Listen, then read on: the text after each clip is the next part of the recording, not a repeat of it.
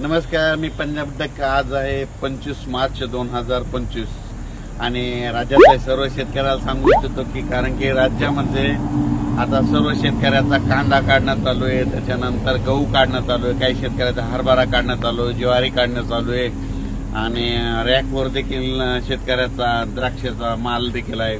म्हणून राज्यातल्या शेतकऱ्याला खास करून अंदाज देणार आहे. ज्यांचा कांदा काढणी चालू असेल तर तुम्ही काय करा, 31 मार्च पर्यंत तुम्ही तुमचा कांदा काढून घ्या. कारण की राज्यामध्ये 31 मार्च पासून ते जवळपास 7 एप्रिल पर्यंत म्हणजे जवळपास 7 दिवस राज्यात मध्ये अवकाळी पावसाची शक्यता आहे. म्हणून हा अंदाज लक्षात यायचा.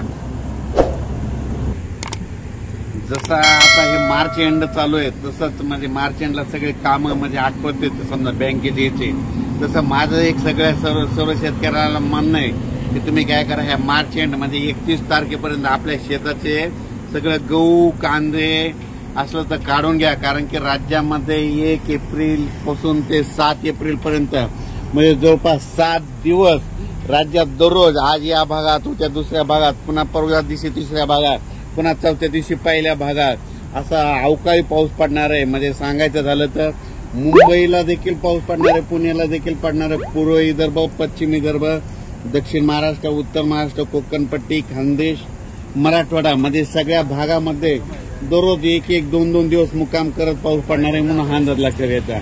जास्त सांगायचं झालं तर कोकणपट्टीकडे जरा जास्त पाऊस पडणार आहे आणि गारपिटीची देखील शक्यता आहे. पश्चिम महाराष्ट्रात देखील पाऊस पडणार आहे, गारपिटीची देखील शक्यता आहे. म्हणून हा अंदाज लक्षात घ्यायचा.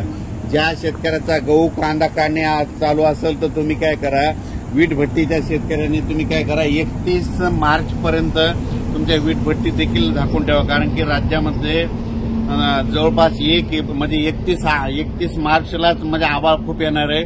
31 मार्च ते 7 एप्रिल म्हणजे जवळपास त्या म्हणजे अवकाळीचा मुक्काम जवळपास 7 दिवस राहणार आहे. आतापर्यंत इतका मुक्काम राहत नाही, पण दररोज 2-2 दिवस भागात म्हणजे आज 2 दिवस या भागात, पश्चिम महाराष्ट्रात 2 दिवस, उद्या मराठवाड्यात 2 दिवस, असा परत पुन्हा पश्चिम महाराष्ट्रात 2 दिवस, पुन्हा विदर्भात 2 दिवस, असा भाग बदलत जवळपास 7 एप्रिल पर्यंत राज्यात अवकाळीचं संकट आहे.